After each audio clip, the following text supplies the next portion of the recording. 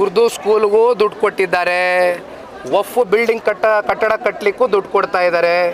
ಈ ರೀತಿ ಹದಿನಾರು ಪ್ರೋಗ್ರಾಮ್ಗಳು, ಲಿಸ್ಟ್ ಆಫ್ ಪ್ರೋಗ್ರಾಮ್ಸ್ ನಾವು ನೋಡ್ತಾ ಇದ್ವಿ ಬೆಳಗ್ಗೆ ಪತ್ರಿಕೆಯಲ್ಲಿ ಅಬ್ಸರ್ವ್ ಮಾಡ್ತಾ ಇದ್ವಿ. ಆದರೆ ಮೇಲ್ನೋಟಕ್ಕೆ ನೀವೇನು ಬೇಕಾದ್ರೆ ಹೇಳ್ಬೋದು. ಇಲ್ಲಿ ಒಂದು ಸ್ಪಷ್ಟವಾಗಿ ಅರ್ಥ ಮಾಡ್ಕೋಬೇಕಾಗಿರೋದು, ಮೈನಾರಿಟಿ ಅಂತ ಹೇಳಿದಾಗ ಇವರೆಲ್ಲರೂ ಬರ್ತಾರೆ.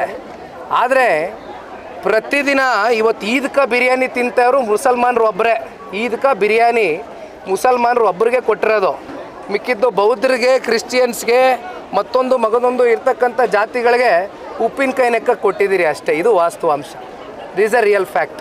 ನಿಖಿಲ್ ಕುಮಾರಸ್ವಾಮಿ ಅವರಿಗೆ ಬಡ್ಜೆಟ್ ವಿಷಯಕ್ಕೆ ಮಾತನಾಡುವಾಗಲೂ ಬಿರಿಯಾನಿ ಜ್ಞಾಪಕ ಬಂದಿರೋದು ಇದು ಸರಿಯಾದ ವಿಷಯ ಅಲ್ಲ. ಈ ರೀತಿ ಬಿರಿಯಾನಿ ನೆನೆಸ್ಕೊಂಡು ಬಡ್ಜೆಟ್ ಬಗ್ಗೆ ಮಾತನಾಡೋದು ಇದು ಸರಿಯಾದದ್ದಲ್ಲ. ಬಿರಿಯಾನಿ ತಿನ್ನುವಾಗ ಬಿರಿಯಾನಿ ನೆನೆಸ್ಕೊಬೇಕು. ಬಡ್ಜೆಟ್ ಬಗ್ಗೆ ಮಾತನಾಡುವಾಗ ಸ್ವಲ್ಪ ಮೆಚ್ಯೂರಿಟಿಯಿಂದ ಮಾತನಾಡಬೇಕು. ನಾನು ನಿಖಿಲ್ ಸ್ವಾಮಿ ಅವ್ರಿಗೆ ಹೇಳೋದಿಷ್ಟೇ, ಮುಸಲ್ಮಾನರು ನಾವು ಭಾರತದ ಈ ನಮ್ಮ ಕರ್ನಾಟಕ ರಾಜ್ಯದಲ್ಲಿ 14% ಇದ್ದೇವೆ. 14%ಗೆ 4,09,000 ಕೋಟಿ ಬಡ್ಜೆಟಲ್ಲಿ 100%ಅಲ್ಲಿ ಬರೀ 1.1% ಕೊಟ್ಟಿರೋದಕ್ಕೆ ಅದಕ್ಕೆ ನೋವು ಪಡ್ಕೊಂಡು ಬಿರಿಯಾನಿ ಬಡ್ಜೆಟ್ ಅಂತ ಹೇಳಿದ್ರೆ ಇದು ಸರಿನಾ?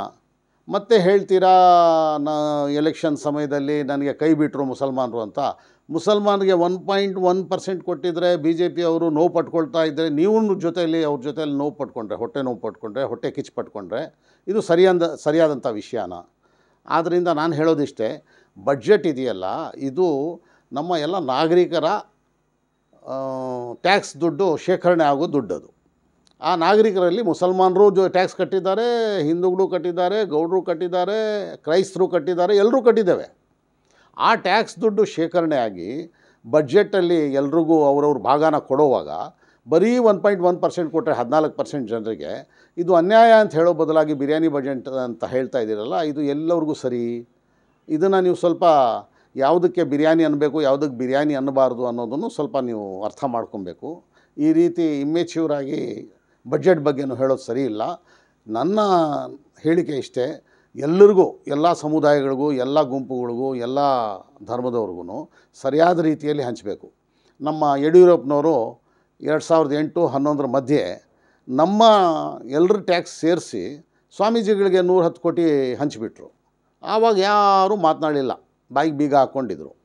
ನಮ್ಮ ಬಿ ಜೆ ಪಿ ಶಾಸಕರು ಯಾರೂ ಮಾತನಾಡಲಿಲ್ಲ, ಖುಷಿಯಲ್ಲಿ ತುಂಬ ತೆಲಾಡ್ತಿದ್ರು. ಹೀಗಿರಬೇಕಾದ್ರೆ ಈಗ ಮುಸಲ್ಮಾನಿಗೆ 1.1% ಕೊಟ್ಟಿದ್ರೆ ಅದಕ್ಕೆ ನೋವು ಪಟ್ಕೊಂಡ್ರೆ ಏನೂ ಕೊಡಬಾರ್ದಾಗಿತ್ತಾ? ಬರೀ ಟ್ಯಾಕ್ಸ್ ಮಾತ್ರ ಕಟ್ಟಬೇಕಾ ಮುಸಲ್ಮಾನರು? ಇದು ತಪ್ಪು. ನಮ್ಮ ಭಾರತದ ಎಲ್ಲ ರಾಜ್ಯಗಳಾಗಲಿ, ಭಾರತದ ಸರ್ಕಾರಗಳಾಗಲಿ, ಎಲ್ಲ ಸರ್ಕಾರಗಳು ನಮ್ಮ ಸಂವಿಧಾನದ ಪ್ರಕಾರ ನಡಿಬೇಕು. ಸಂವಿಧಾನದಲ್ಲಿ ಎಲ್ರಿಗೂ ಸಮಾನ ಹಕ್ಕಿದೆ. ಸಮಾನವಾಗಿ ಬಡ್ಜೆಟ್ಟು ಮಾಡಬೇಕು, ಸಮಾನವಾಗಿ ಎಲ್ಲರ ಮೇಲೆ ಅಪ್ಲೈ ಮಾಡಬೇಕಾಗುತ್ತೆ. ಅದನ್ನು ತಿಳ್ಕೊಂಡು ಮಾತನಾಡಬೇಕು ಅಂತ ನನ್ನ ಅನಿಸಿಕೆ.